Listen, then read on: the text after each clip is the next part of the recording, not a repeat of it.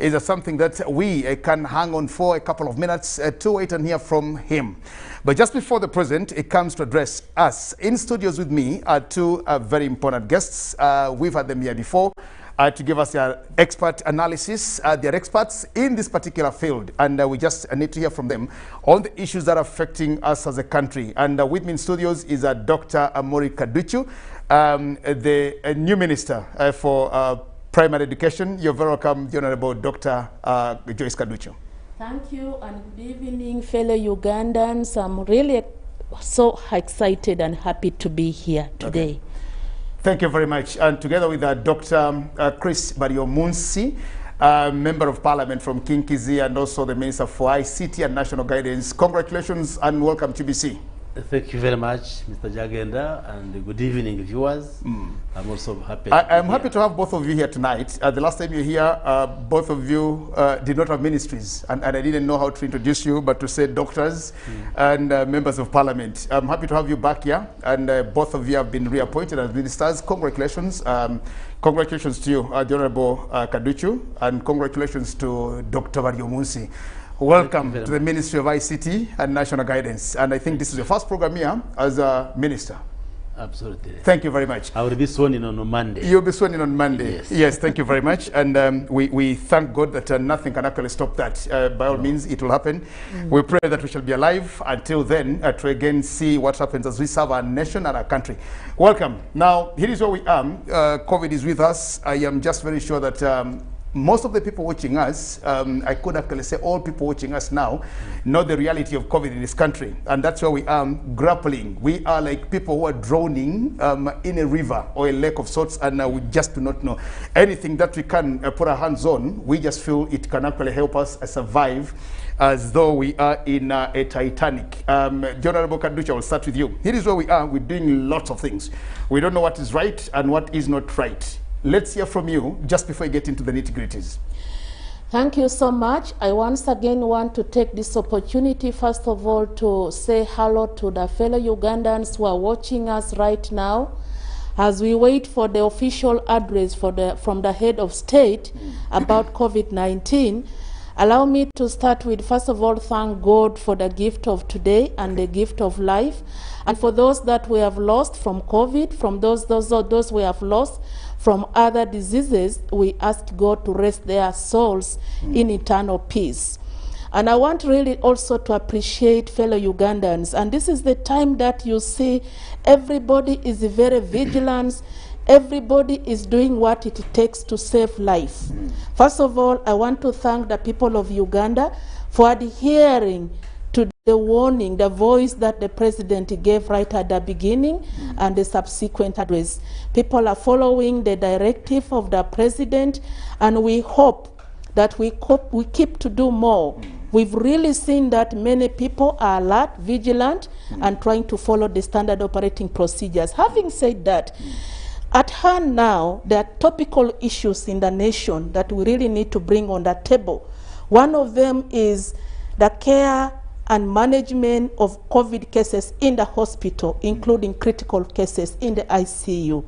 The second topical issue that is going around in our country is the high charges of care in the private health facilities.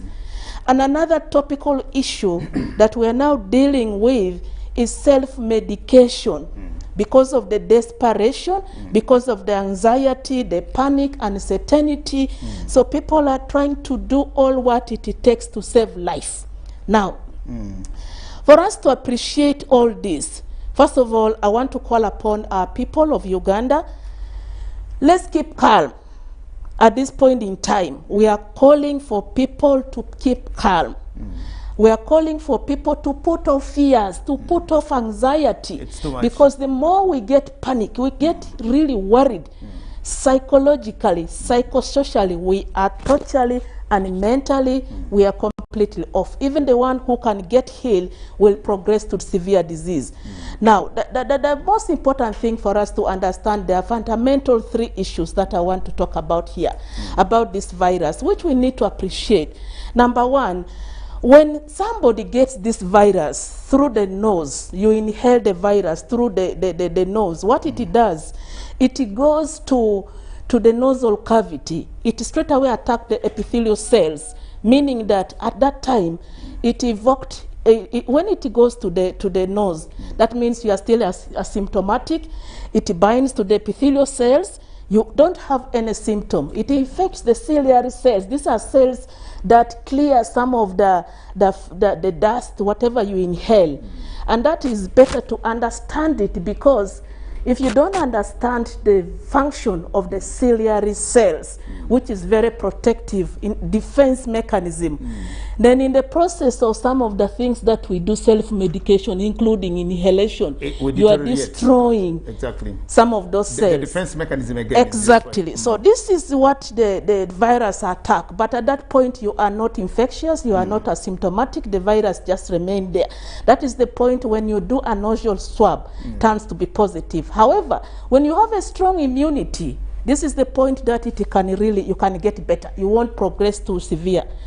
Then, in the event that this virus progresses, it goes to the upper respiratory tract. It affects the airway along the respiratory tract. Once it reaches there, once again it migrates along this tract. Then it triggers immune response. Your body defense mechanism comes to fight the virus.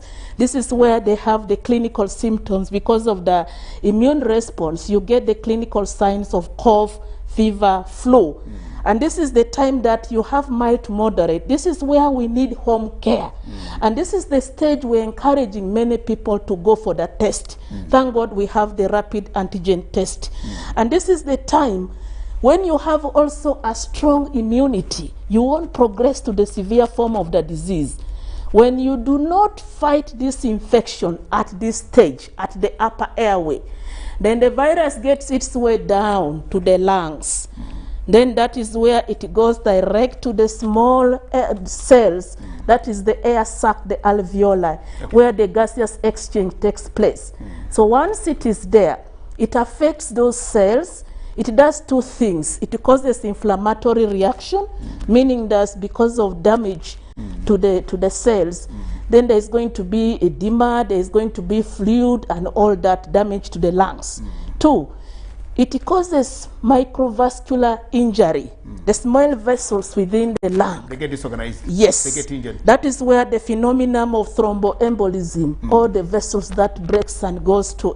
And this is the stage where you lead to the multiple organ failure, because once the lung is affected, there is injury, there is edema. And once you have comorbidities, then it's accelerated even much. Yes, other organs, eventually the infection can go to the other, like the kidney, the liver, and others. Then this is also where you get the severe adult respiratory distress syndrome, which can lead to death. And this is the stage where you need actually critical care. Now, the stage 2 I talk about, that is where we have the home care. And the home care is where you need to get proper prescription. The question you put to me at this table is that today people prescribe, everybody is a doctor. Everybody wants to prescribe for you. But I want to tell the people of Uganda, we have clear criteria of what to take and what not to take. Yes, there are proven non-medication that are helpful, but there are also medication that are helpful. A case in point lastly, now people have gone, for example, the oxygen use in their houses. In their houses. Yes. You know, oxygen is a medication. It's a medication to be prescribed. You prescribe, you give according to the severity of the condition. For example, I'm a doctor, he's a doctor. And I'm not a doctor. When you yes, you're also a doctor. I'm not a doctor. When you have the potential. You have the potential. You know, we prescribe if you have severe. In the oxygen, there is a calibration. There is a measurement that you prescribe accordingly, the liter. You can say per minute, per hour, depend on the severity, maybe 3 to 4 liters. But if you're doing it in the house and you do not know, then you adjust the calibration. And also before that, you must do pulse oximeter to determine the level of oxygen in the blood before you prescribe. So if you start giving oxygen too much, it causes more injury to the lungs. And this causes even injury to the brain, because too much oxygen, the brain causes injury. And now when you fail here, You rush to the hospital, it is too late.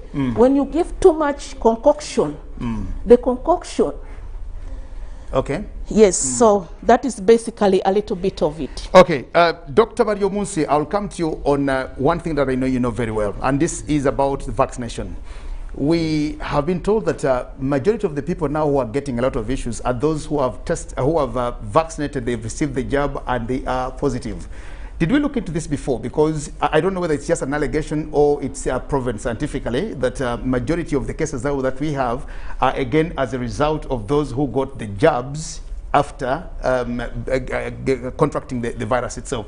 I don't know how true that is. I'll hear from you. Well, thank you very much. I don't know what your source of information is. Social media. I am not sure that is from the scientists. On that particular one, it's social media, Dr. Mario Munsi. You know, social media has a lot of experts, false experts who, there is even one story which was running that those who have been vaccinated will die within 2 years, quoting some scientists from France, which was not correct. So lots of falsehoods and misleading information often is disseminated through social media. So you have to receive that information with a pinch of salt. What we know, like we have always said, that the vaccines on the market are safe because they have gone through the clinical trials and the authorization stages, and they have been allowed to be used on human beings, you and I. And therefore, it is not true that the people who are dying, that those who are getting severe COVID-19 are as a result of receiving the jab and vaccination the vaccination which they have received. No. First of all, the vaccine we are using here is the AstraZeneca. And it's not possible that AstraZeneca can give you infection. Because you see, there are different technologies which are used to make vaccines. The traditional way of making vaccines has been to get a live virus, and you either kill it or you attenuate it, you weaken it. Isn't that what we did for this? No. Okay. For these vaccines, the technology is different. Actually, Doctor, you need to talk about that because we've also had that rumor that they got the COVID virus itself, turned it into a vaccine, so they inject you with the COVID itself. So when it finds the other COVID now, which is not the vaccine, that's where our problems are coming from. No. The AstraZeneca vaccine, which we are using in Uganda, uses an adenovirus from a chimpanzee. So the platform used is different from the traditional vaccines. That an adenovirus of the chimpanzee is a virus which causes flu in the chimpanzees, and they use the DNA platform. So what you get has nothing to do with coronavirus. So it is the virus from the chimpanzee, you extract the DNA, you even genetically modify it so it cannot cause any disease, and it is the one which is injected into the body cells to elicit an immunogenic response or a reaction which will mimic introduction of COVID. Yes. And then the body produces proteins which now elicit an antibody response. So you cannot get a COVID disease from the vaccine. Even the other vaccines like J&J, Moderna. Okay. J&J also uses the same technology, Pfizer. of adenovirus.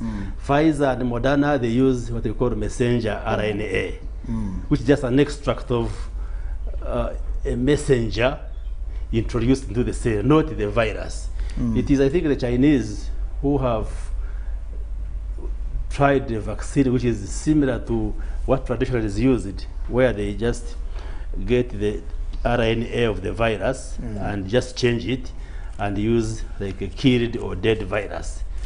But the other vaccines which are on the market use a different technology. Therefore, you cannot get COVID from the vaccines which we are using. I think what is causing a problem, like we've discussed here before, is that one, the compliance which set in where when the measures and restrictions were lifted, we became complacent. But secondly, the various variants or the mutants, the mutated strains of COVID coronavirus, which are saturating in the population, because viruses naturally undergo what we call mutation. Mutation means changes. It undergoes a change, and then it comes with different characteristics. So you'll find the virus which we had initially at the beginning, the one from China, the Wuhan virus, has undergone changes. Now it starts behaving differently. Differently in the sense that it comes where it is more aggressive, more virulent, more fatal, and that's why we are seeing people get sick in a short time, they are dying. So it has nothing to do with the vaccine, but also maybe the relationship with that. When you have very few people vaccinated in the population, and then you have many people who are virus naive, then it means the virus saturates very fast, and once there is a high density of the virus saturating, then there is a big likelihood of variants. That's how these variants come about. So not until when we have vaccinated a satisfactory number of the population and you bring down this epidemic. Talk about steaming, Dr. Bariomunsi, because it's one of the things that people have gotten into. In all homes now, everybody talks about steaming, and steaming has become an issue here.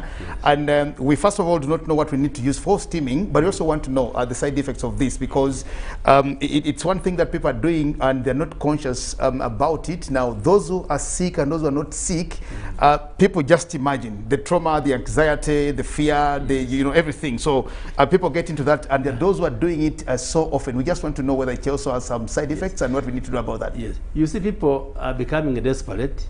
There are those who are posing the question is, have we failed? Has the national response to COVID failed? And the answer from us is that no, we have not failed, and the people should not panic. Despite what we are seeing, people shouldn't panic. And because of that panic and desperation, people resort to all sorts of things. Even when you move, today I moved to the town around Nakasero Market, you see the common fruits being sold are those which are jinga, katunguru chumu, lemon, those are the onions and stuff. Yeah, because of what they read about curing or alleviating the symptoms of COVID. So people resort to all sorts of things. Now, steaming, there was even a story in one of the newspapers that the cure for COVID-19 is steaming. Steaming cures COVID-19, and somebody sent it to me. Is this true? It is not true. Steaming cannot cure COVID-19 or any other illness. And what do they mean by steaming? They get leaves of various plants, boil them, and then you put them in a basin or some container. Somebody sits near this container and then covers himself or herself with either a blanket or a towel or anything. And then the fumes coming from these boiled leaves are now inhaled. And then, well, the only benefit is that when you have some blockage of the airways, like when you have flu and you have a blocked nose, steaming may help you to open these airways. But that's not a cure. It doesn't kill the virus? It does not. You see, why can't the virus die when somebody is steaming it? You see, a virus, in science we call it an obligate intracellular parasite. In other words, when the virus enters your body, it enters into the blood cell, not blood cell, your cell, the body cell, and then it multiplies, it replicates and produces more copies. So, the temperatures, first of all, which are required to kill a virus. The virus dies at 60 degrees Celsius and above. That temperature is very harmful to your body. If you subjected your body to that temperature, you would injure yourself. It is like having You'd harm yourself. It's like having a snake in a pot, and you want to kill the snake. In the process, you break the pot and the snake and so forth. So if you subjected your body cells to those high temperatures which kill the virus, then even your body, because our body is made of proteins will be denatured, you will die yourself. So, but even that temperature from the steam cannot enter into your body and go inside the cells to look for the virus. So it is a fallacy to say that the steaming will kill the virus. It cannot. But for those who do the it... only simple relief, like I've said, could be just relieving the airways if they are blocked. How much should somebody do for that simple relief? How much should be done for just that simple relief of clearing the nozzle blockages and stuff like that? Because people are steaming, but should they stop steaming forever, or they should do it in a regulated way? Well, the challenge is that when you are steaming, what kind of plants or leaves are you using? Because they don't use plain water. Because while some may have some therapeutic value, but some could be poisonous.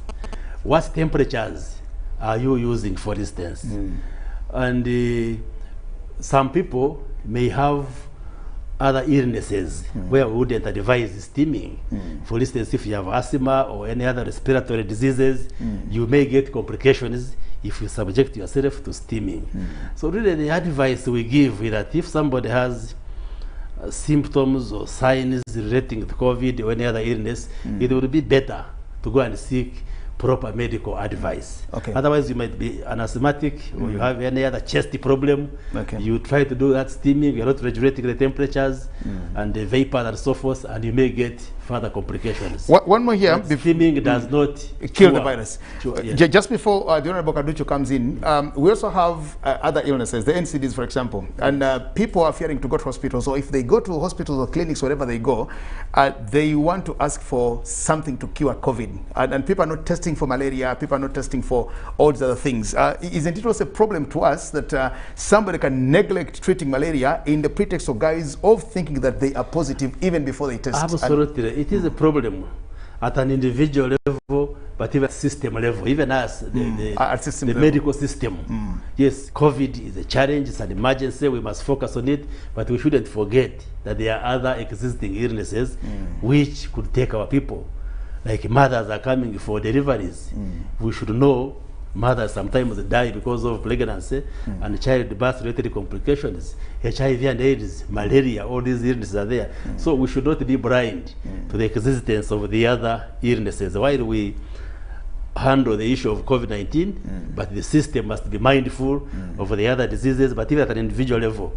If I am hypertensive, if I have high blood pressure, if I have diabetes, if I have cancer or any other disease, I shouldn't neglect those illnesses because you may get scared of COVID-19 and you die of the other illnesses.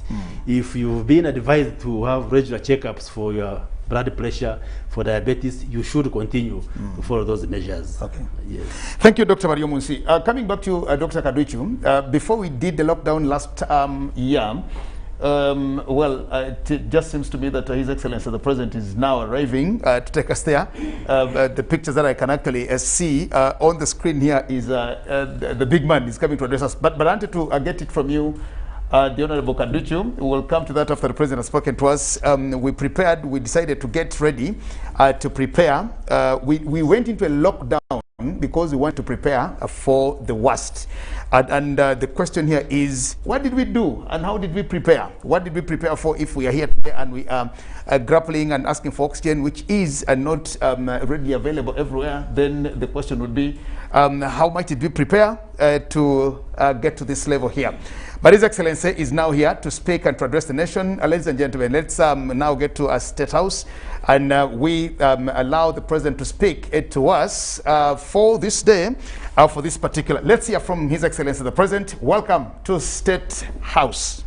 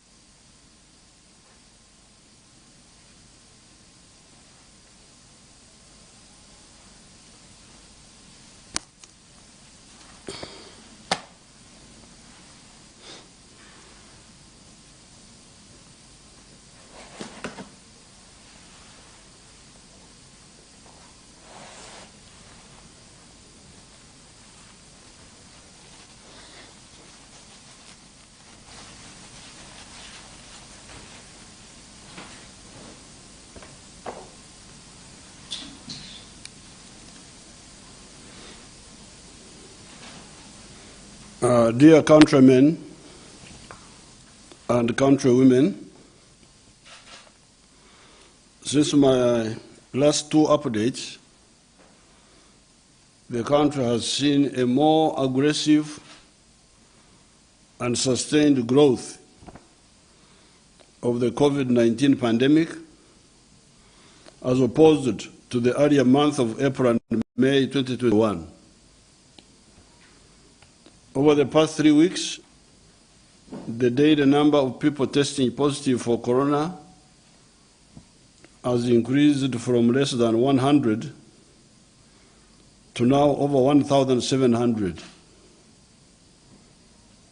This represents a growth of 17 times, 17-fold increase in daily cases.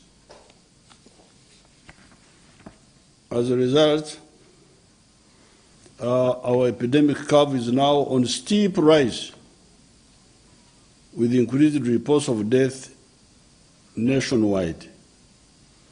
Let's see that curve, that figure of the epidemic, the graph.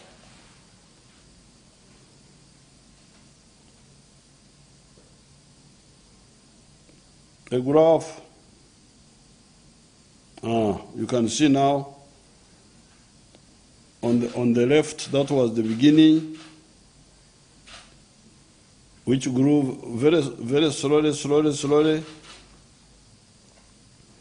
until about September, when it started going up, then it came down, then it went up in December, then we brought it down, it was very low, now it is climbing very fast and very high. Thank you. In addition, the proportion of people testing positive from samples tested, what they call the positivity rate, has remained as high as 17%. In other words, when you test 100 people, 17 of them have corona, which was not the case before. And yet, for us to control the disease effectively, according to other experiences, this number has to be less than 5%. We should reach a situation where, when you test 100 people, only 5 have corona. But when you have 17 out of 100 with corona, then you are in danger. There's also what the scientists call doubling time. Okweyongera emirundi ebiri. Ekibadde 10 nekituuka kwa 2. This is the time it takes for the number of cases detected to double. If the cases have been 10 in a week, to become 20 in a week.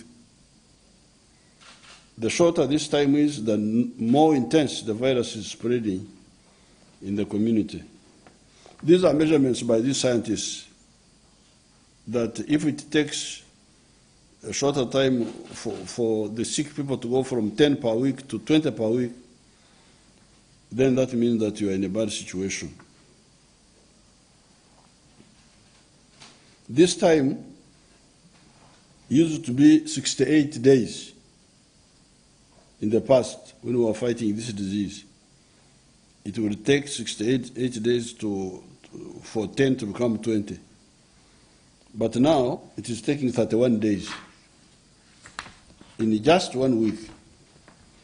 This means that if no major shift in the response is done, the pandemic intensity will double in 1 month.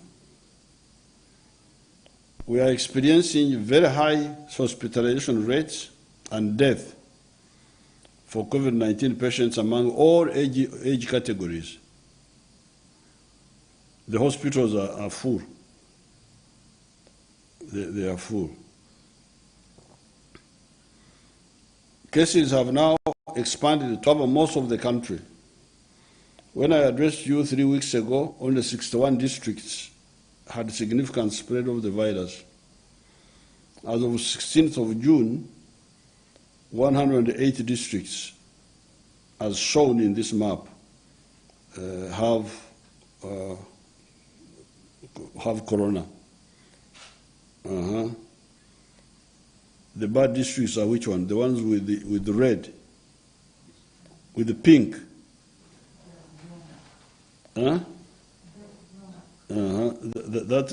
That's Kampala, Wakiso. You can see the ones who are the highest. Then the other pink ones are what? Let me see.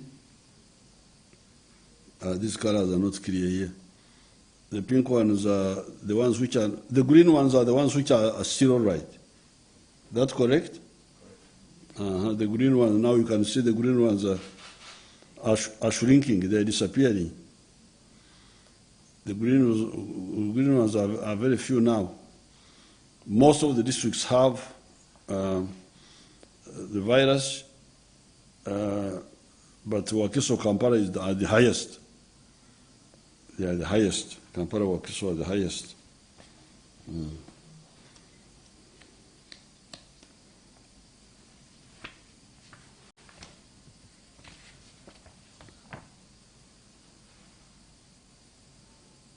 Now, the top 20 districts with corona in the last 21 days. Kampala, 15,347 in 21 days. Omutwaro, mwenkumi ttaano mu bisatu mwana musanvu. When I put it in our local language, it is clear. That's now Kampala. Kampala, eisemu. Yo Kampala ya fail. 15,000 people identified, I think, with the corona in 20 days. Wakiso is the next one. 2,214. The Gulu, Yedako, 636. Ruero, 599. Mbarara, naite wajirese mabega, 541. Tororo, 352. Masaka, 312. Busia, zona ziliao, they are all following one another. Jinja, Mbare, Mukono, Soroti, Mpiji, Chotera, Arua, Yumbe, Kasese, Chiriandongo, Hoima, Kabarore, those are 89. Total 20,000 people in 21 days. Given the nature of this virus, the moment you detect one case, then it is a matter of time until the infections expand and the number increases. We have noted a number of danger signals in the trend of the pandemic. These help to alert us to how we are doing. Some of these include increasing number of daily COVID-19 cases per week. In May, we had 2,887 per week. In the week of 22nd to 28th.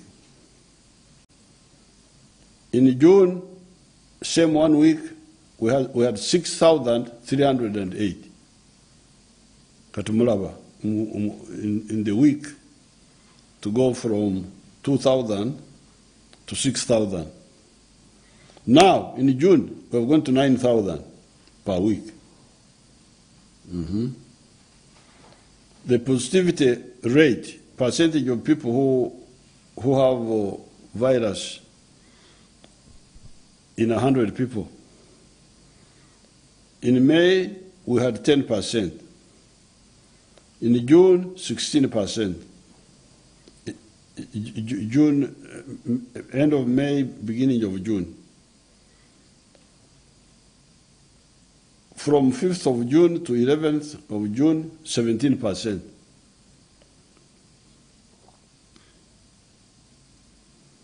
Then there's another danger sign, decreasing admission rate despite increasing numbers of cases. People admitted. It was 12% in May, 10% in June, 8% in June mid-draw. Increasing proportion of severe and critical cases.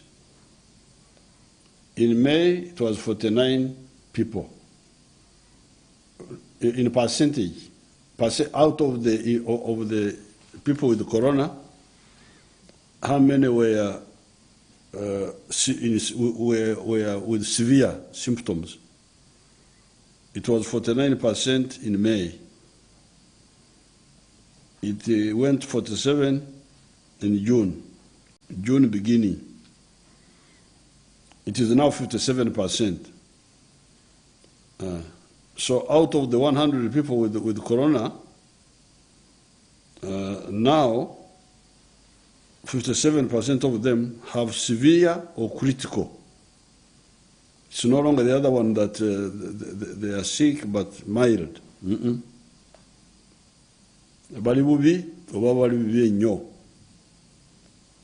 That's the situation now. And then the other one, which I had told you before, the doubling time. In May, it would take 68 days, 10 to become 20. In June, it was 36 days. In June mid-draw now, it is 32 days. So it is taking shorter for the numbers to double.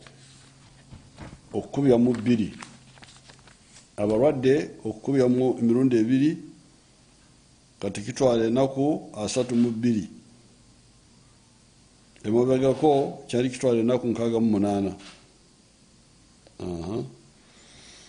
The rapid surge in the intensity of the pandemic appears unprecedented but still manageable using the similar measures we have used since last year at the beginning of the pandemic and in all our previous revolutionary endeavors in the past more than 50 years. Because in the past we had the same problems, AIDS, Ebola. When we take measures to prevent, we succeed. This situation was anticipated by the government and hence manageable because we have got correct diagnosis and the means to tackle it. To date, the country has registered a total of 68,778 COVID cases. Ezimanyidwa. The ones we know, the ones who came for checking. Where 973 patients, severe,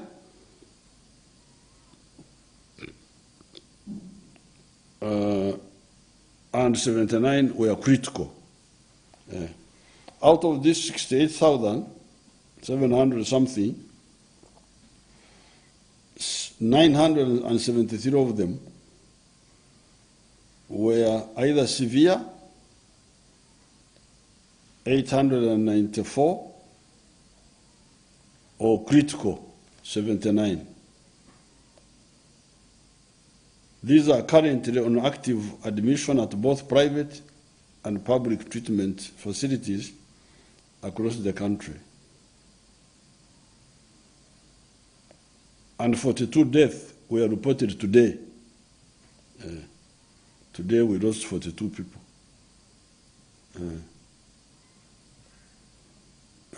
Just today, 42 people.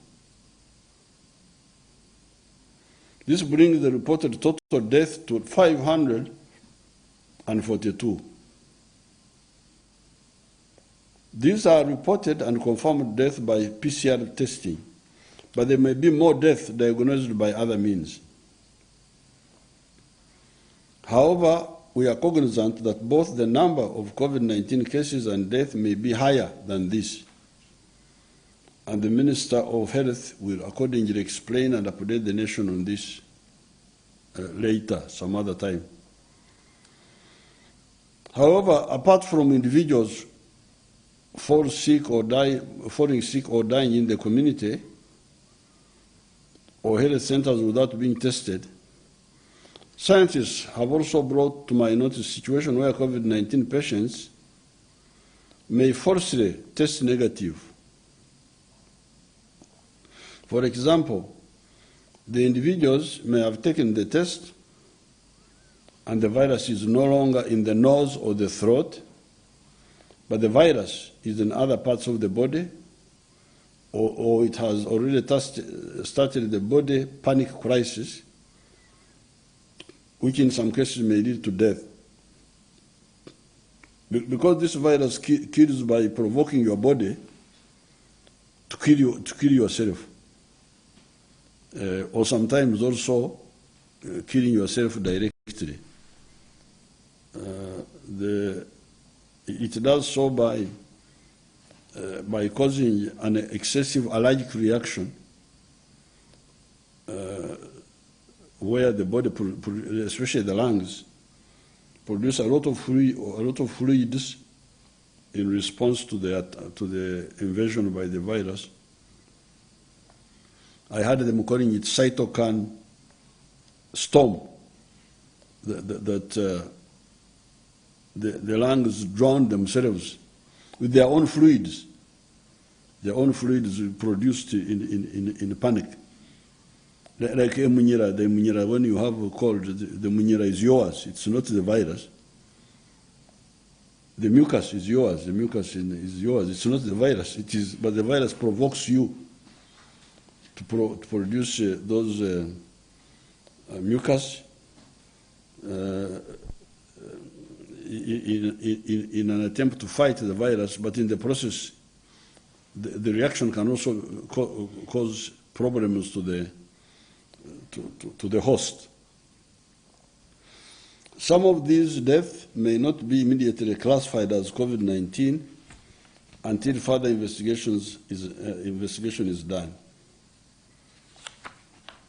In the longer run, most COVID-19 related illnesses and deaths will be well documented.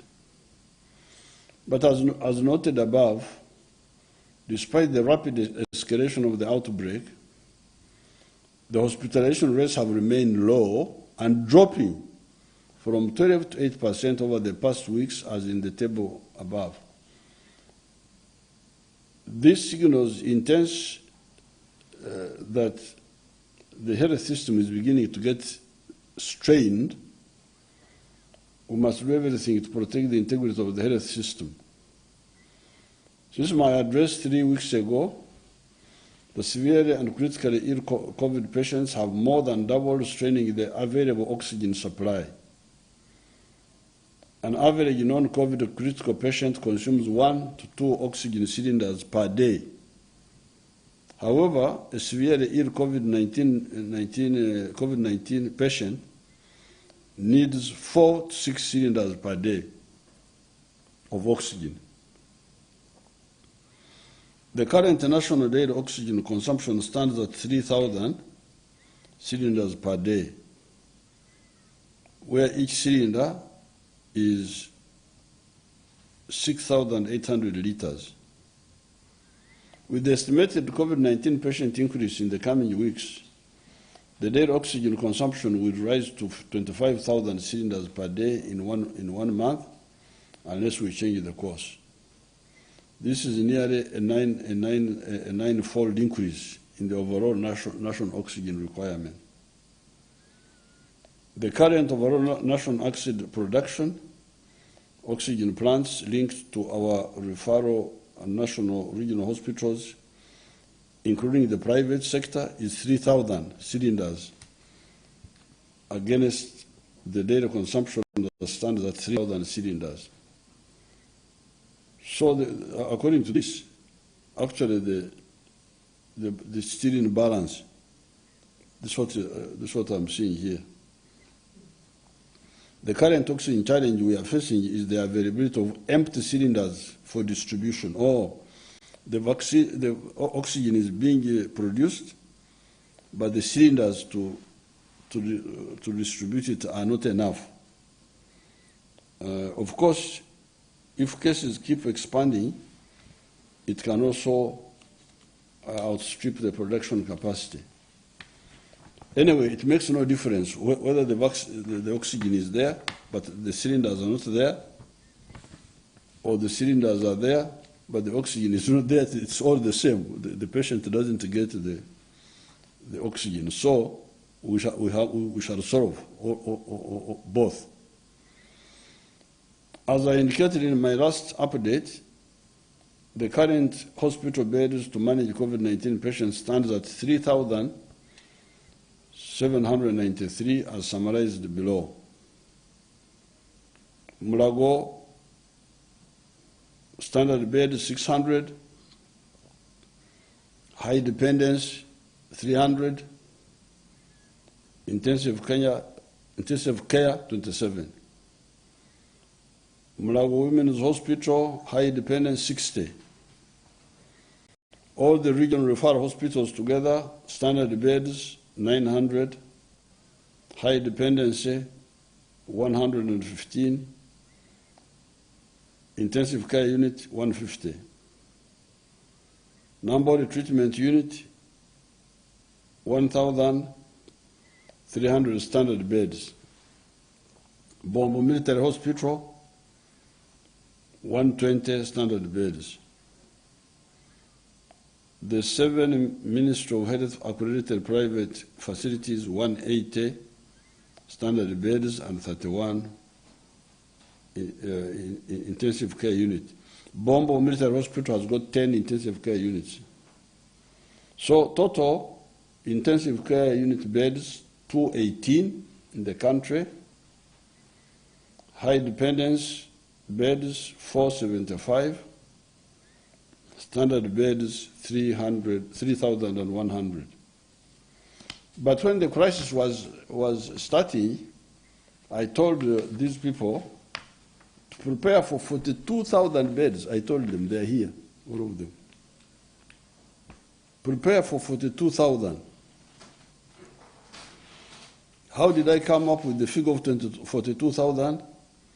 I saw what was happening in Italy, and that's how they were.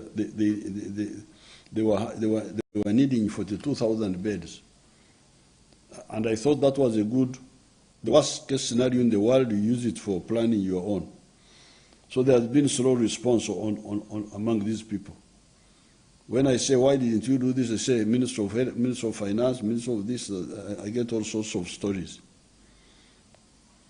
As noted above, unless we urgently intervene to reverse this, the estimates and observations by scientists show that the current number of people needing care will double in less than 1 month, outstripping our bed capacity. As a result of all the above, my strategic interventions to maintain the fine balance of pandemic control will hinge, again, this time as it has done in the past, on preventive health and urgent care for the severe ill. This is the crucial thing.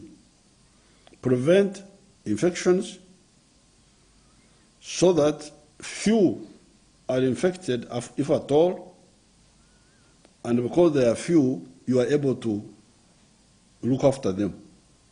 This is the whole formula. Yeah. In Europe, so many people died, and in the United States, I saw one clown calling himself a politician. He was somewhere talking, oh, the weak health system in Uganda, weak health system.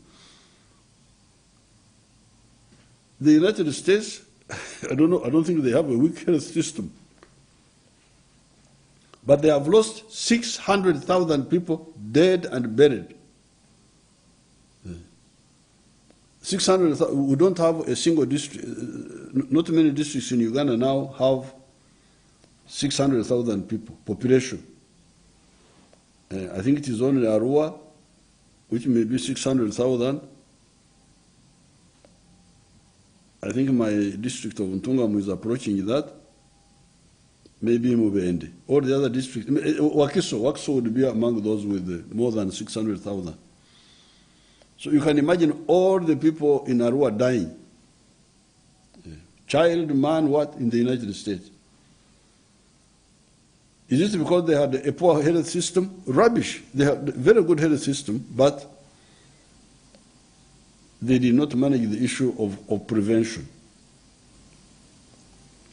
So the very good health system was overtaken by the numbers. So the strategy, minimize, prevent infections, so that you have few people who are infected, if at all. Because remember that, like in May, April, March, we were no longer having infected people. There were very few. It can be achieved. We were having very few people. Yeah. And because you have got few people who are infected, then you can look after them well. You can look after them more effectively. So our strategy is preventive health, to minimize the numbers, and urgent care for the severely ill. This is the strategy, my dear countrymen, and women also. So don't say that I've forgotten women.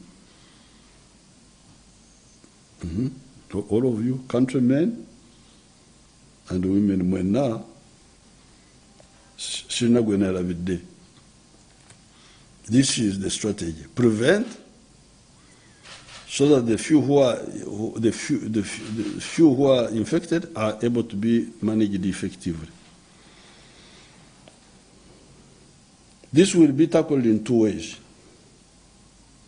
A, urgent interruption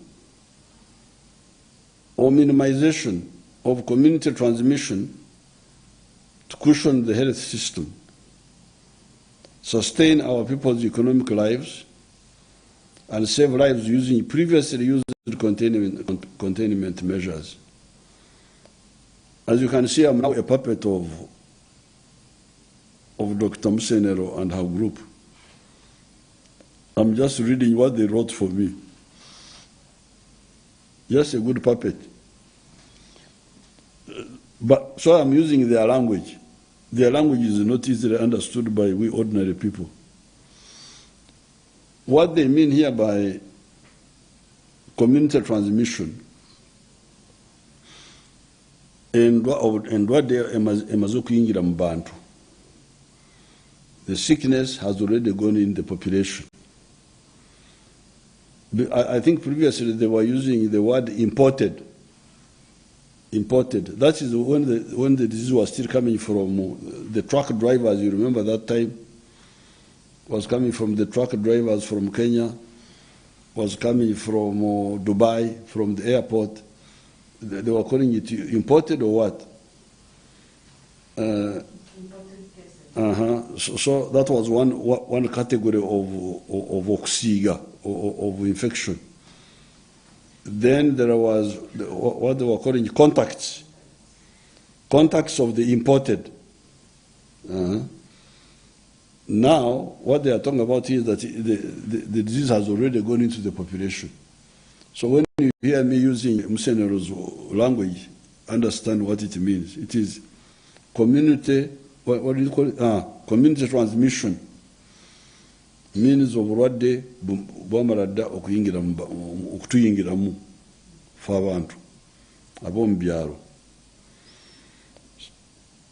Government will aim at reducing the speed and the intensity of transmission within the next 42 days, so that the number of new cases is less than the available bed and oxygen capacity in the country. This is the Kibaro Wanange. This is the Kibaro. The Kibaro is minimize the kusiga so that kusiga is to infect, so that you are able to treat the few that are infected. Because if you do that, if you don't do that, if you have got so many infected people that you can't care for them, then you would have entered the league of the United States and Italy and Spain and the UK and India. That's what happened to them. That's what happened to them. It is because we did the things in spite of being opposed. I was being opposed. When I was saying, please avoid infecting one another, I will talk about that later. B. So this is strategy number one. Kende zoksiga okturana. Okturana, Runyankore is more precise. Okturana. Atwina Abaganda tugamba tutya. Abaganda ab'engoma okusiigana.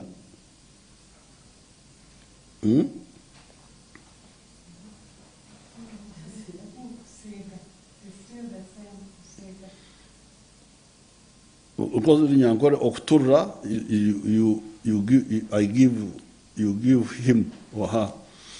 Okuturana, you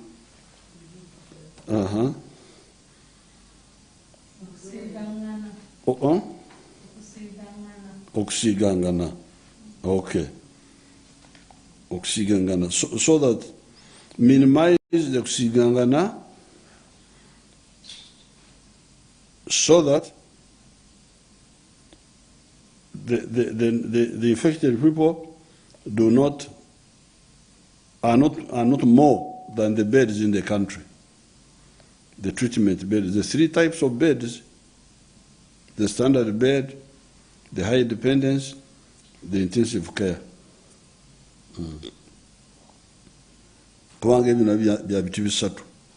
Those beds, they are not the same. Then secondly, ramping up oxygen supply. Ramping up is their own word. Ramping up means increasing. I'm using Musenero's English. Because for me, I would say increasing, but for them they say ramping up. I don't know what ramping up means. Increase very fast. Oh, okay. Increasing the supply of oxygen to all COVID-19 treatment health facilities and optimize the available care capacity so it can adequately handle current and new cases over the next 42 days. I must commend Ugandans. Over the last 12 days, many have heeded my directives and the Minister of Health SOPs. Because I talk to some of my mobilizers. I ring somebody, twesibide mu nyumba. There's somebody I spoke to in the Kawempe area, twesibide mu nyumba. Nabano mulijo tebakyazanyiramu. Children are no longer playing in the compound. And we have locked ourselves in the house. That is the spirit. The majority of the people have listened to my appeal.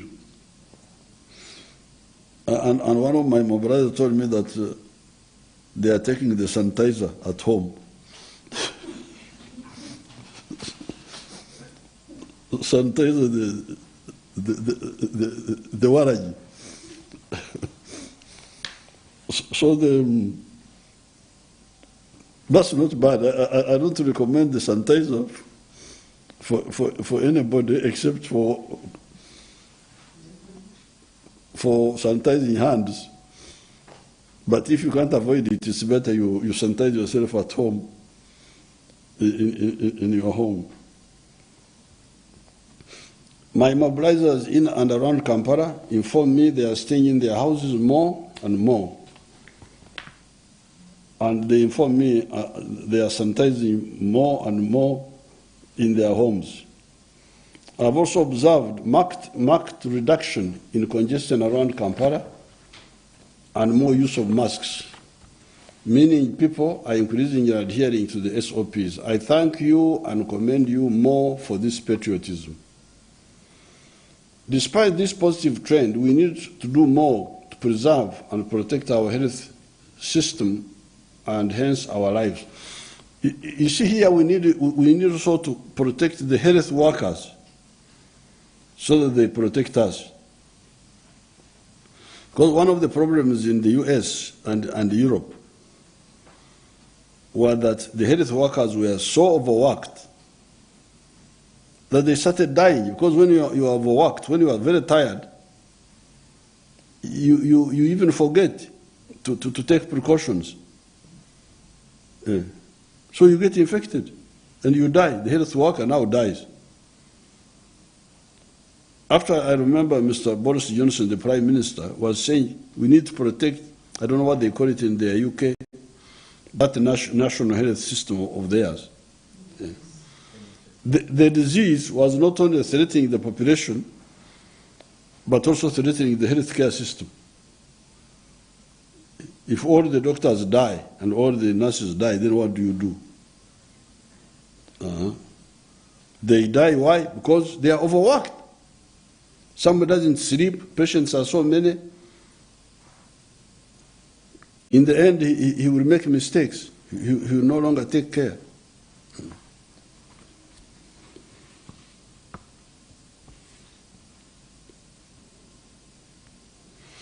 To achieve the above two strategic objectives and augmenting my observations above,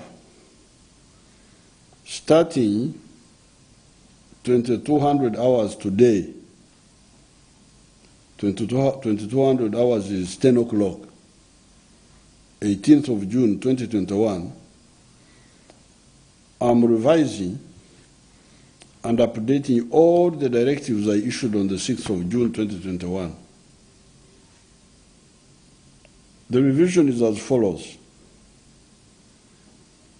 Public and private transport. It has been observed that taxis, border, drop passengers at the district boundaries to be taken over by their colleagues waiting across the boundary district, which may result in further spread of the virus in the communities. Additionally, it has also been observed that despite this directive, human beings walk across district boundaries. This, therefore, has not fully achieved its intended purpose. It has achieved because many people are voluntarily staying at home, but there are those who don't listen. Furthermore, the movement of individuals fuels virus transmission, and without limiting the movement of persons, which leads to mixing and remixing of individuals in the different categories of infected and non-infected. This needs to be stopped since it is the cornerstone of the current exponential transmission. The virus does not transport itself. The virus is transported by human beings. Virus is not the problem. The problem are the human beings and their conduct. Because if the human beings listened, this virus is nothing. Actually, this is not really a problem of the virus. Because this is not like AIDS, that it is not curable. It is curable, it is preventable, but it is more the human, the society and all sorts of wrong actors in the society who don't listen, who don't care. So this is the issue we need to deal with. Therefore, my directives are as follows. All cross-boundary districts and intra-district movement of public transport and by private vehicles or border borders is hereby suspended for 42 days starting today. No movement of public transport, car, or border, or even private vehicles. I will tell you the only exception later. So all of them, all of you, except if you are in some categories which we shall I'll mention later, don't move. Stay where you are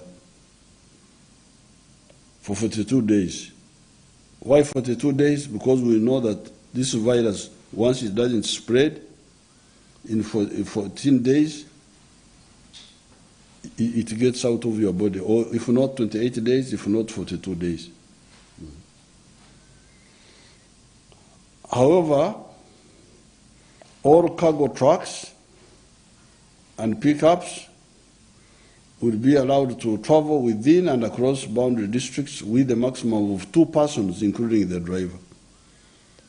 For the cargo vehicles, they will continue moving by day and by night, but having only two passengers, 2 people, the driver and 1 person, or even the driver alone. Public, private vehicles or border will only move to transport the patient, the ill, of whatever illness, on authentication and availability of evidence from either LC1, RDC, or a health worker. So, the vehicles will only be allowed to move if they are carrying a patient, either from the village to the LC3 or what do you call it, Health Center 3, or from Health Center 3 to the district, but on referral by the medical worker at the Health Center 3. From the village to the Health Center 3, the LC1 would be the one to allow. To say this vehicle is not taking a visitor, okukyara, is not taking a person going to do whatever, but a patient, a woman who wants to deliver, somebody who is sick. The public vehicles and the private ones can transport. Not passengers, but abarwadde, sick people. The other time when we had a lockdown, we had a problem of handling patients. So this time we have found a solution. We have said no, freeze all the vehicle movement, whether public or private, except for patient transmission from either the village to the health center 3, or from the health center 3 to the district, or from the district to even Kampala. So therefore, all passenger vehicles are frozen. Their movement is frozen, except for the transporting of patients.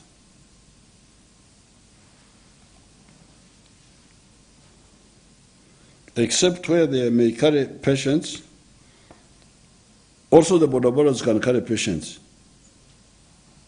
They can carry patients. But if we found that you are pretending to be a patient when you're not a patient, and the bodaboda is carrying you, we shall penalize very severely that bodaboda. And of course yourself. Except where they may carry patients, bodabodas will not be allowed to carry any passengers, but only carry merchandise within the same district, with the exception for bodaboda movements within and across the Kampala-Wakiso-Mukono Metropolitan Complex. The ones of Mukono and Kampala and Wakiso, because they are more or less the same, those ones can move. But move with cargo, the bodabodas only carry cargo, not passengers. Why? Want passengers to stay at home. This is the whole thing. Want the passengers to stay at home. So that, because we are the ones who are spreading the sickness. The virus has no wings that it can fly. This virus cannot go beyond, is it how many meters? 2 meters. It cannot go beyond 2 meters by itself. So, who is spreading it? People are dying, we are burying, I'm getting phones. What? We are just killing ourselves. Don't accuse the virus. No, please. The virus can defend itself in the court and say, look, I'm not the one.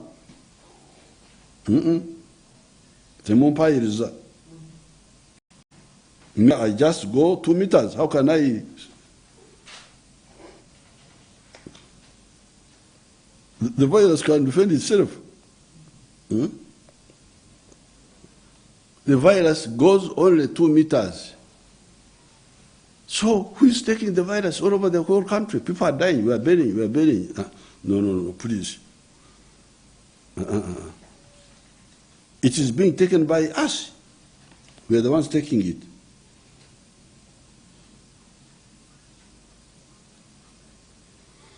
The Right Honourable Prime Minister and the Minister of Gender and Social Welfare are hereby directed to ensure that the vulnerable population's needs are adequately assessed and taken care of to avert unintended suffering in this period.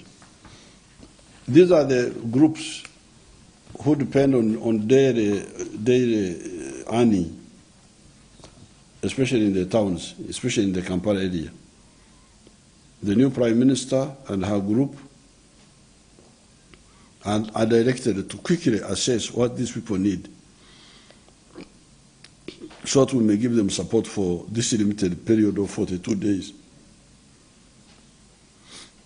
Further, the Minister of Health and the Kampala City Council Authority are hereby directed to make all the necessary arrangements to ensure all individuals that require medical care and medical evacuation in Kampala-Wakiso are taken care of.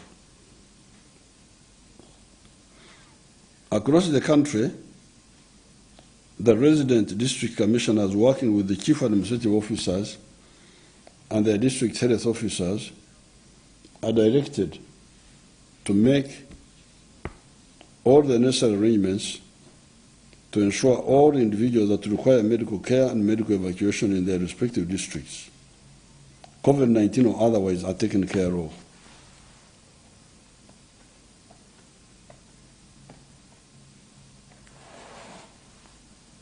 And that's why we say vehicles can be used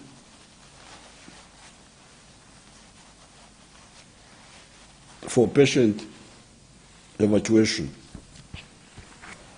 So that should not be a problem. But at their own, mainly at their own cost, not necessarily the cost of the government. Because that also will delay us if we go to government money. The patients will pay and the vehicles will move them.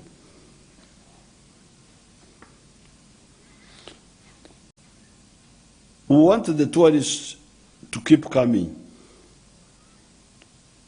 The tourists who are coming from countries where they have already been fully vaccinated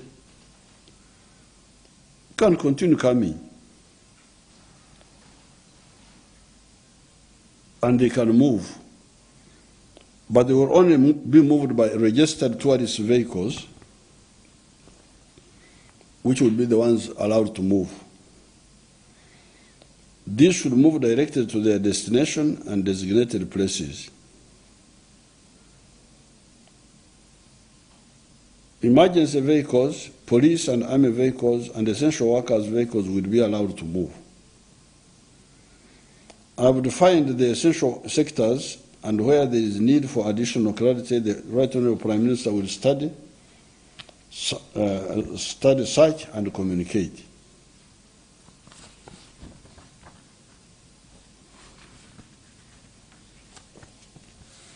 Among the essential health workers include doctors, nurses, pharmacists, veterinary doctors, and other essential health staff.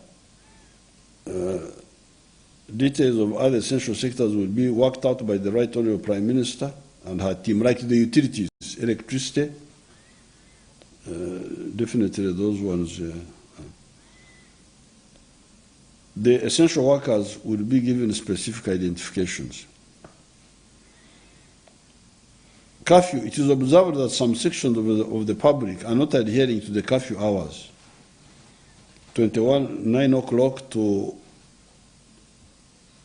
9 o'clock to 5:30 in the morning, what they call morning, the Europeans. But in our language, we say shaisha tuzikiro, okuse shai kumine manikichwe kaza kasheshi. Saa 3 za usiku mpaka saa 11:30 za usiku. We don't call night morning like the Europeans.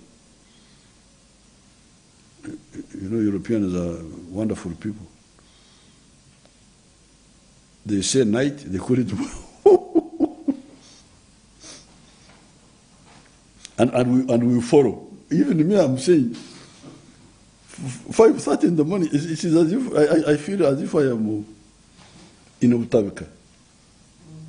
As if I am a mad person. How can I call night morning? Because in Europe they have a different system, so we just follow blindly. So please, curfew has been from the 3rd hour of the night, saa 3 za usiku,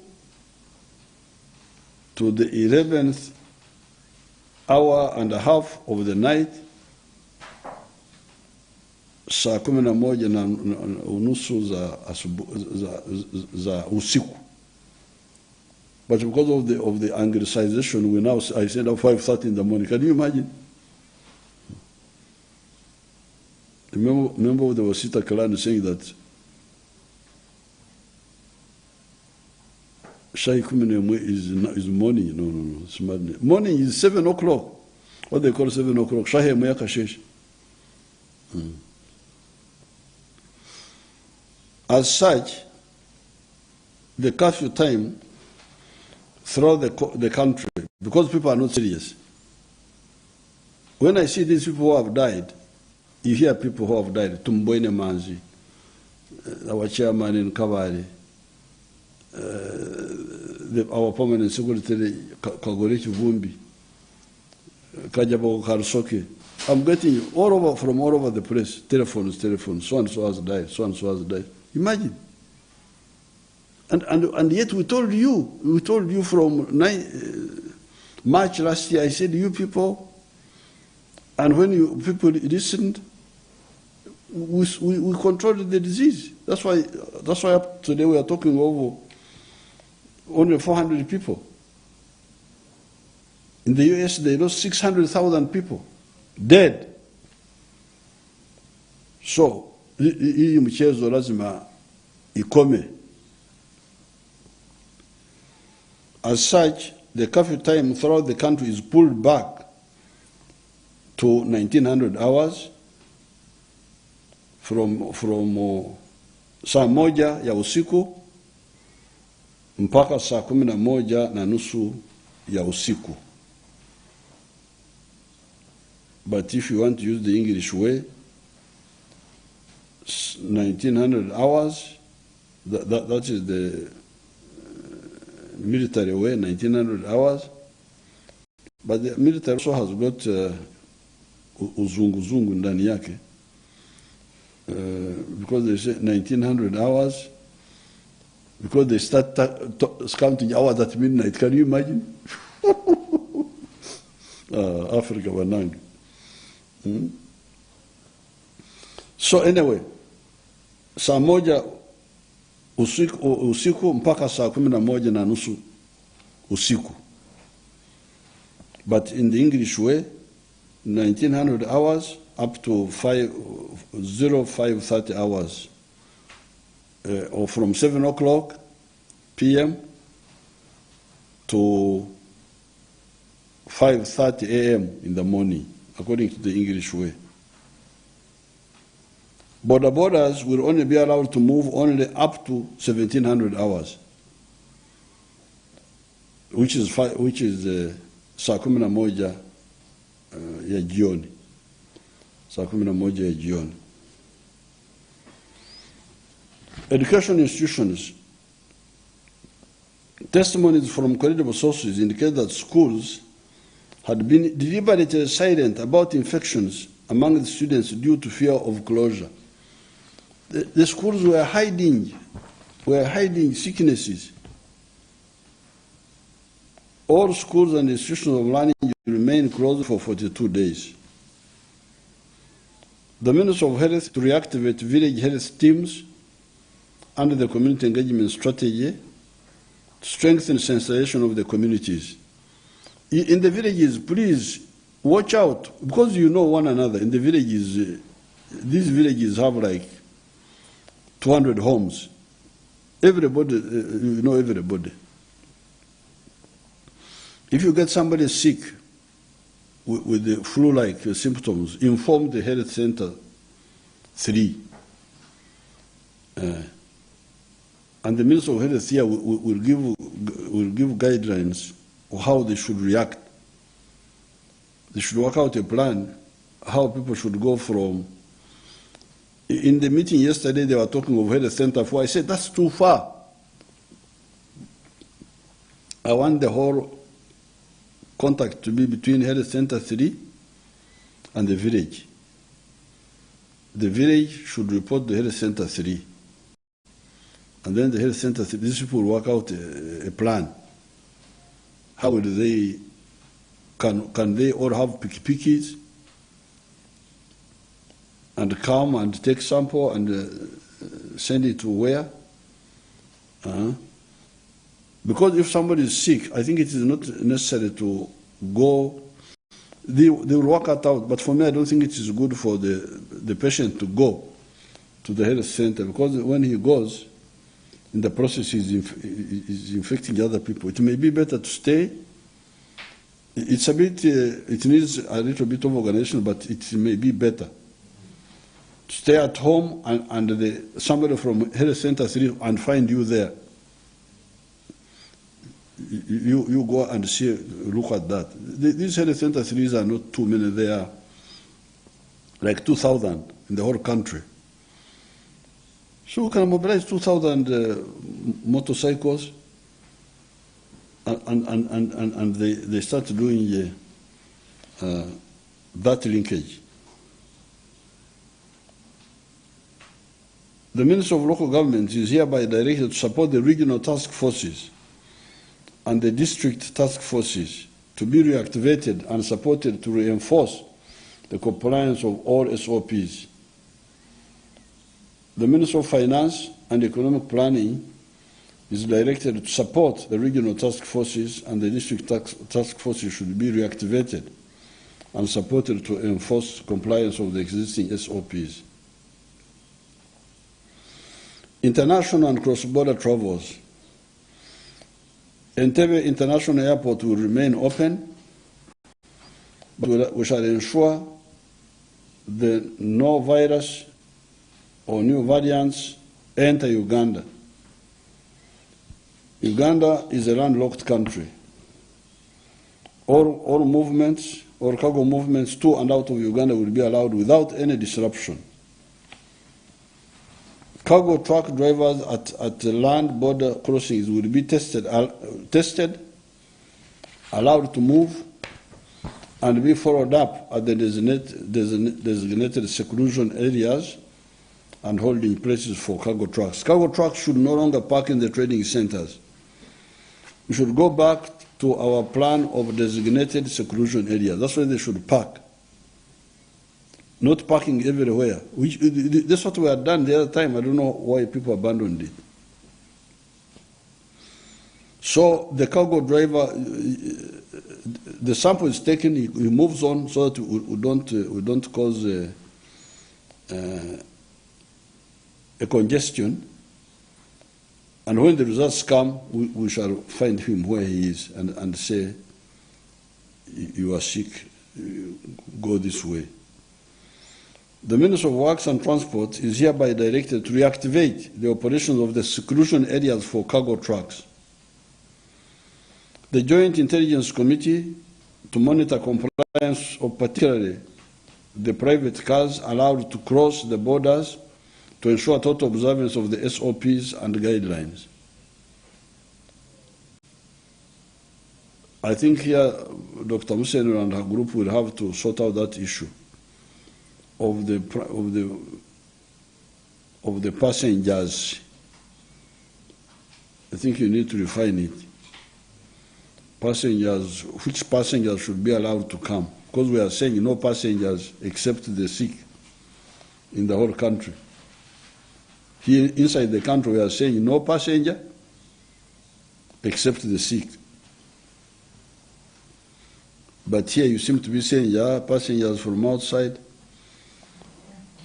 You clarify that. The airport, people who are arriving other than the tourists. Okay, the returnees and all that.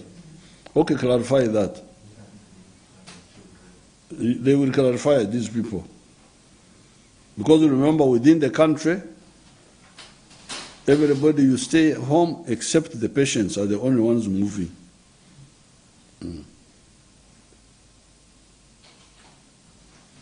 But now, these people, they are saying that for returnees, that should be clarified. Okay, if you want to allow the returnees only, how about the ones who are living now? What do you do with them? You need to sort it out. The ones who say, I want now to go. Sort it out.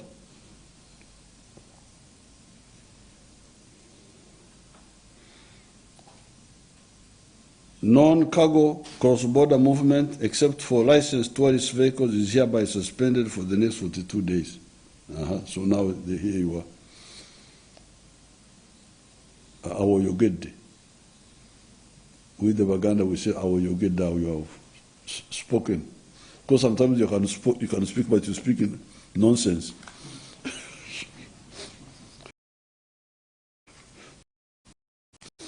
With the Baganda, we say, it is as if you have not spoken, although we have had your sound. But can't. So now, the only cargo movement. So they need to clarify the returnees. They are not tourists, they are not cargo, they are returning. They just bring themselves back. Okay, thank you very much. We don't want you to be stuck outside there. But how about the one who wants now to go?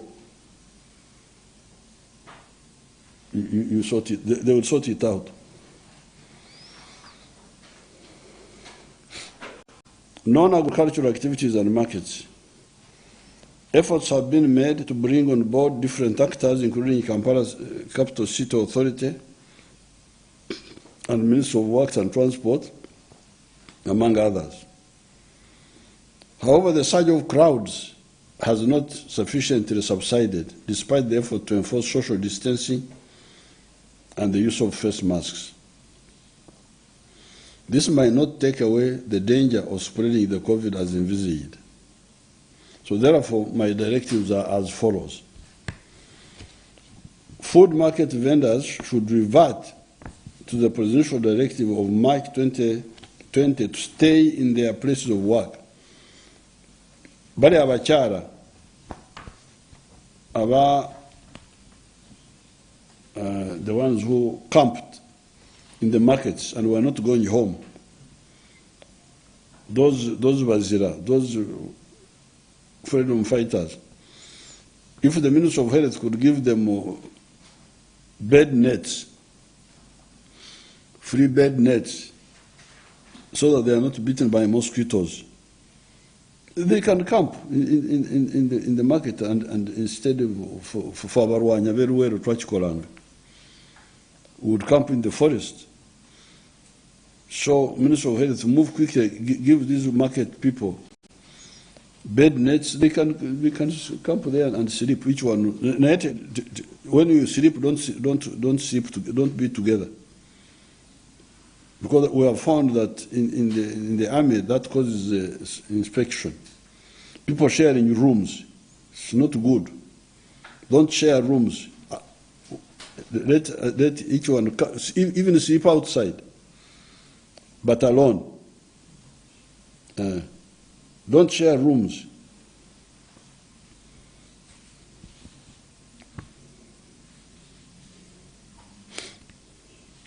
Chikubo and other business centers should be closed,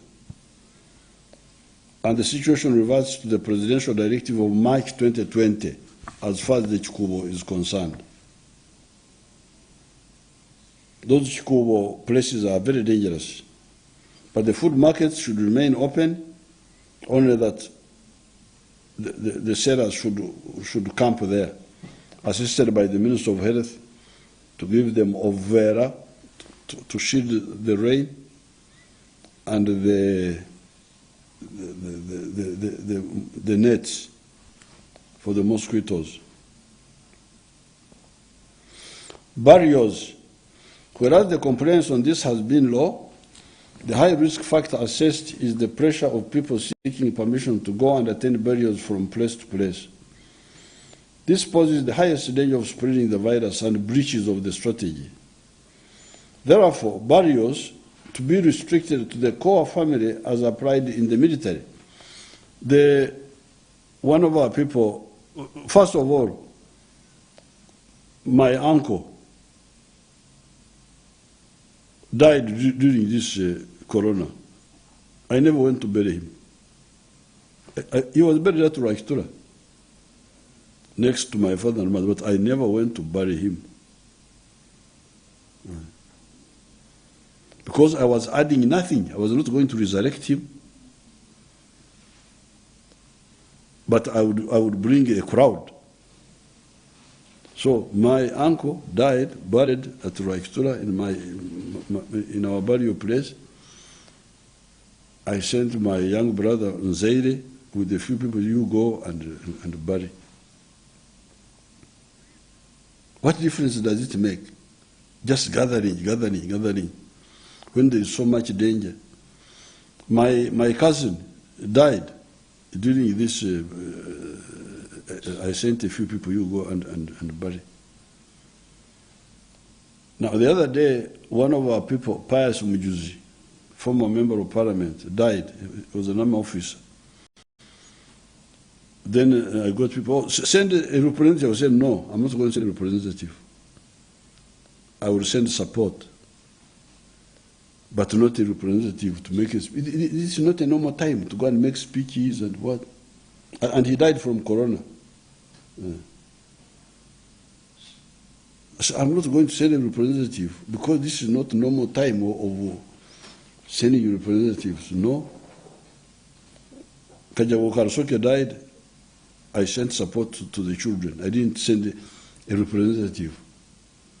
Because people behave as if this is a normal thing. Those things happen, those cultural, social, happen because when things are normal. But when things are not normal, and you are told that, today I was speaking with the Omudinja of Bundubujo, our soldier, Lieutenant Colonel Kamia, who is the king of Bundubujo. His mother died, one of our people. Somebody was saying, you send somebody. I said, no, I'm not going to send anybody. I will send support. What is needed is support, which can be sent virtually, but no representative or president to make speech as if we are in normal way. So these barriers are being mishandled. Let only the core people of the family be there.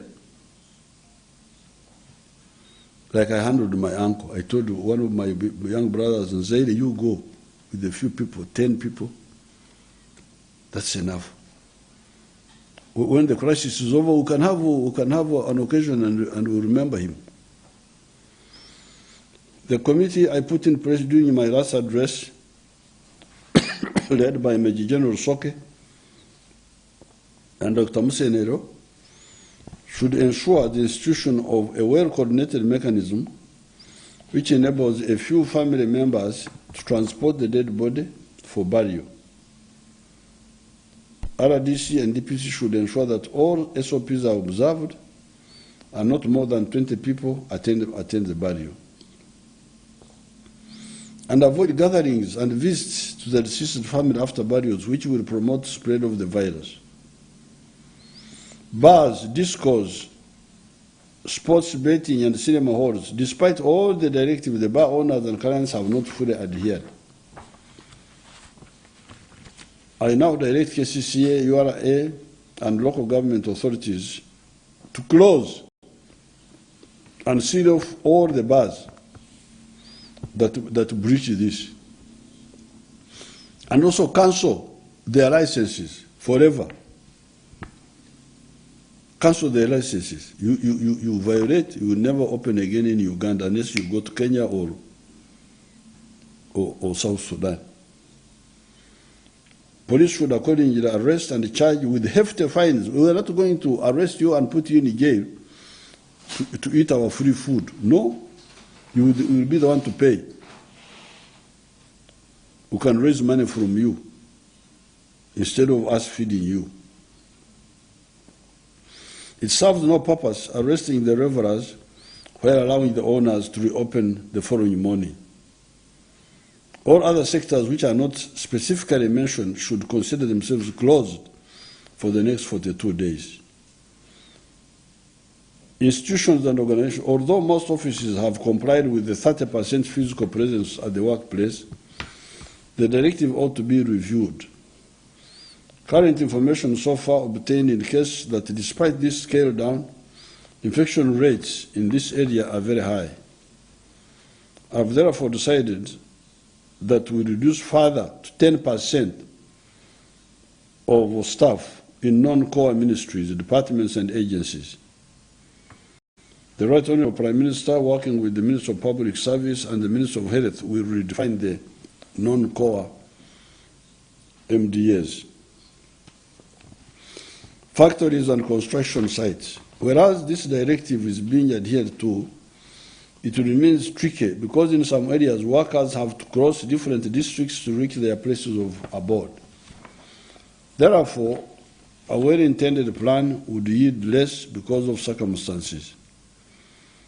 Therefore, I direct that where possible, the factories should remain open. Factories should remain open. But where possible, the workers should be housed at the places of work for the next 42 days. I encourage the factory owners to work with the Ministry of Health to ensure only uninfected workers enter the camps, the work sites. Where camping is not possible, the factory owners should work together with the technical committee to agree on a safe alternative to enable the factory activities to continue safely during the lockdown period. Places of worship. The churches, mosques, and sports sessions are congregating settings and are a source that fuels rapid virus transmission.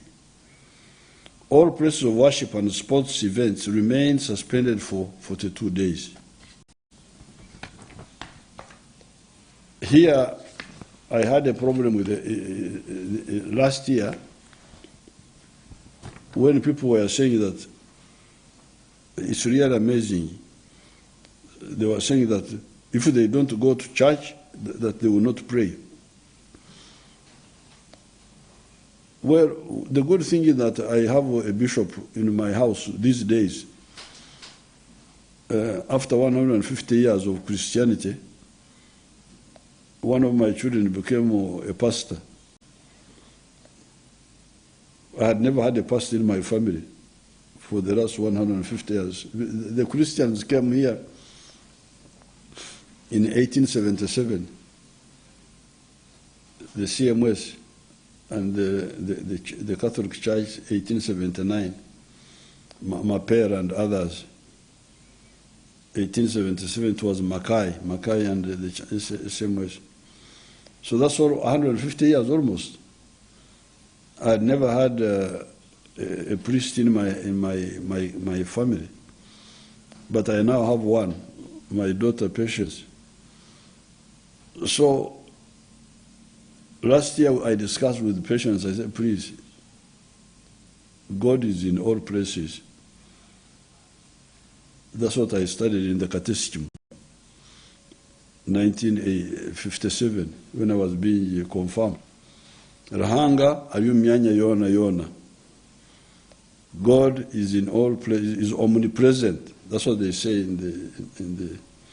So you don't have to go to church. You can pray where you are.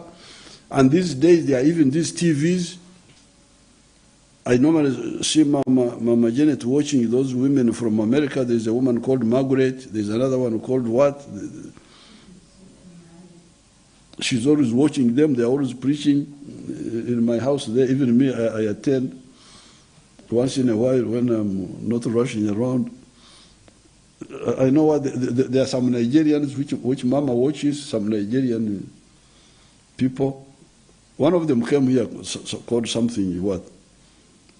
Adeboye came here.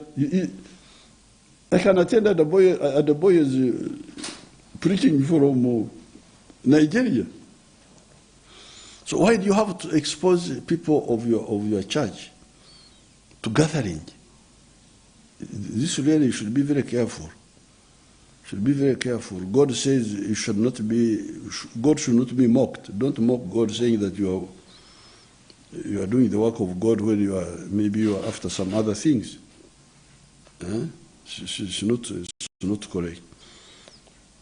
So it's very dangerous to gather and sing, especially sing, because when you are singing, you are.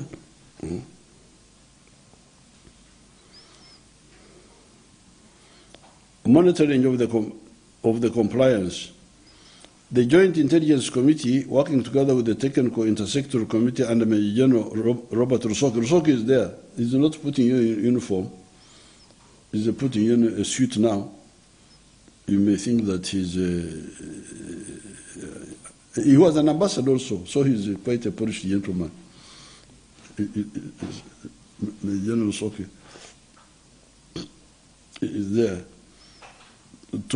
Are directed to closely monitor the compliance and enforcement of these directives.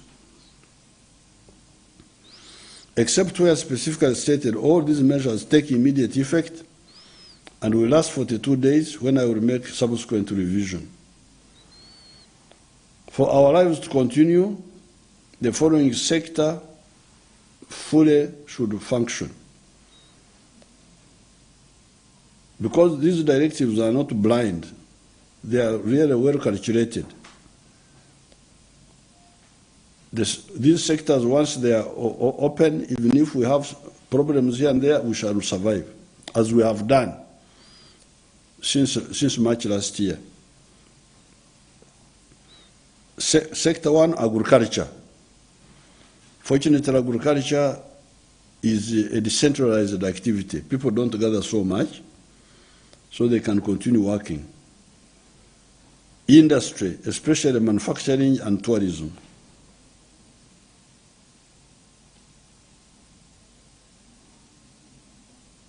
Cargo transport for the distribution of factory goods and agricultural goods. Health and medical services.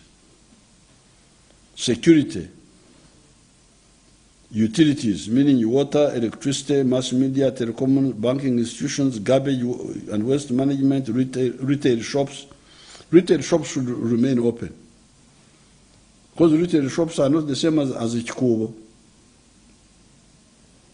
Retail shops, you find one person there selling with the shop assistant. There's no crowding. The retail shops should remain open, because fortunately they don't encourage crowding. So if the farms are producing, the factories are producing, the cargo trucks are moving, the health centers are working, the army and the police are active, the utilities are open, we shall survive. We shall suffer but survive, as we did last year.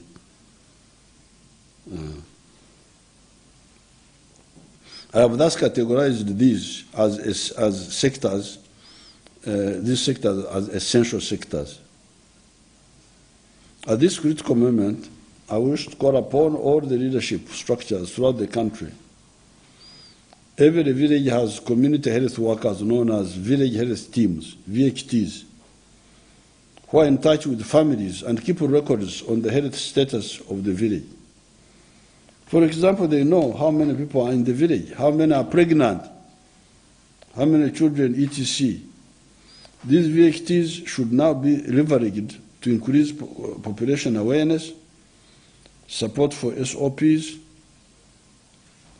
and then know which people need medical care, and liaise with the health center 3 to evacuate these people at the cost of the patients. The issue here is to minimize movement and only allow unavoidable movement, which includes patients. The Ministry of Local Government has undertaken mobilization of these leaders, and they are fully aware of their roles in the COVID-19 response. All district COVID-19 task forces are hereby called upon to awaken the national-wide response system up to the community level, to the village level. On the issue of vaccination, the above measures will give us a temporary relief. However, we know that the ultimate solution to this COVID-19 challenge is to get our people vaccinated. To date, we have vaccinated a total of 869,915 people, which accounts for 90% of the 900,000 doses we received.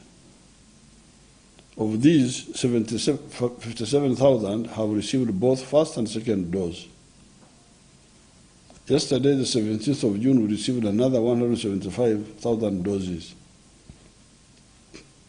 And we're expecting additional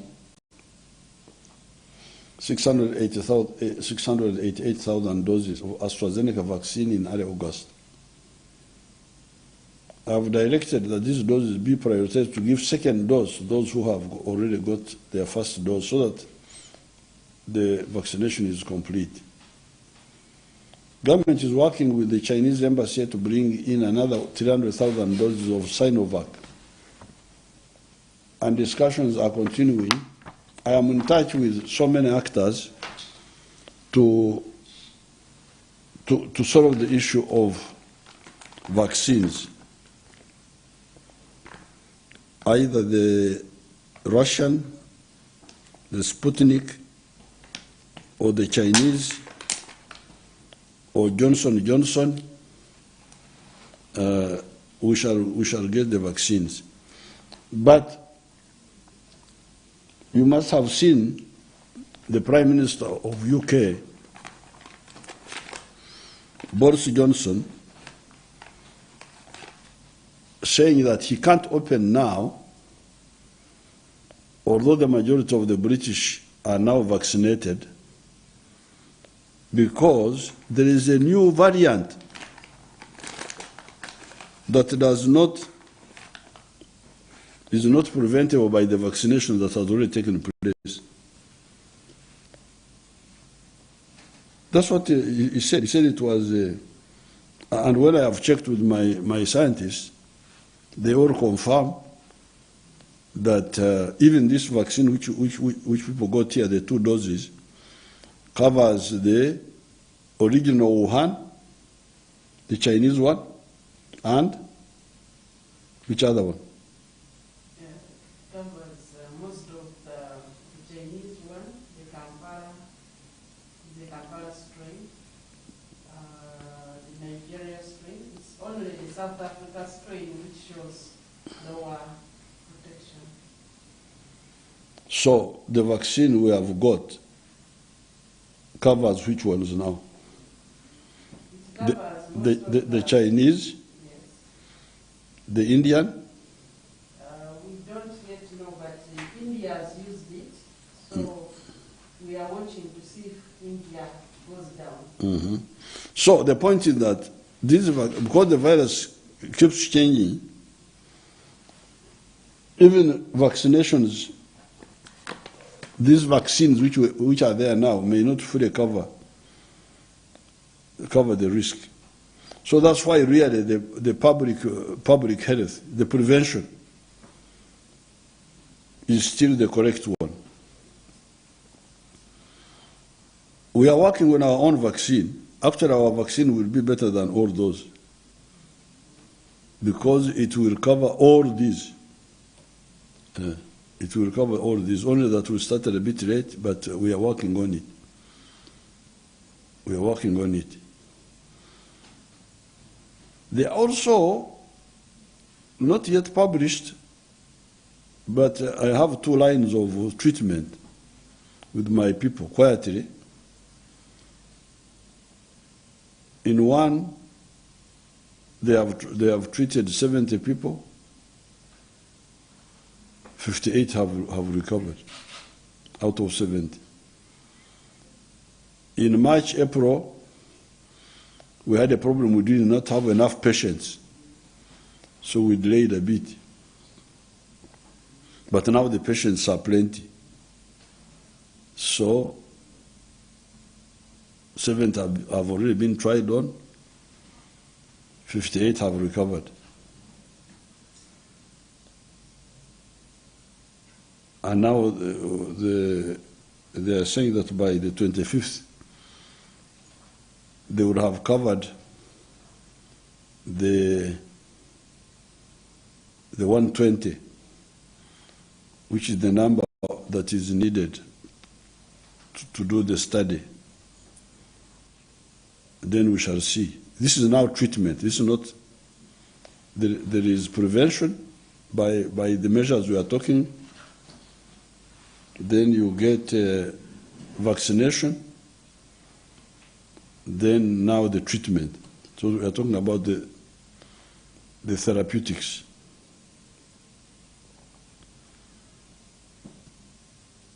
There is also some of our people,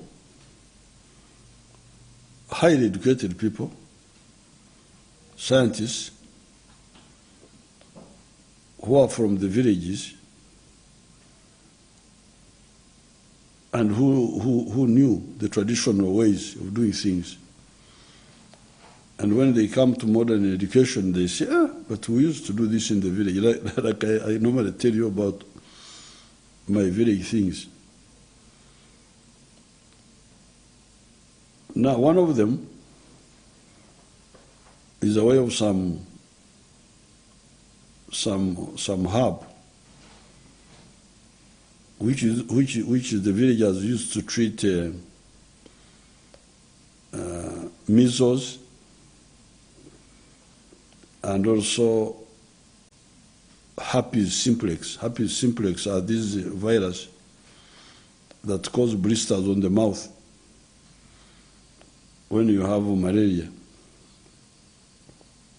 So this scientist was aware that certain herb was being used to treat those. Now, because of his education, he came to know that this bush must be dealing with something with the viruses. Because because of the education, he now came to know about the viruses. Because apparently the measles is a virus. Apparently, is that so? Correct. The measles is a virus. The other simplex, herpes simplex, is also a virus. So when this corona came and people were desperate, he started applying on it. And I was talking to him before I came here. I said, how many people have you applied this on? He said, I've applied it on 30, and 30 have recovered. And the others whom he has given, whom he is not aware of. And there is somebody whom he knows who got corona recently and he treated and is recovering now. So there's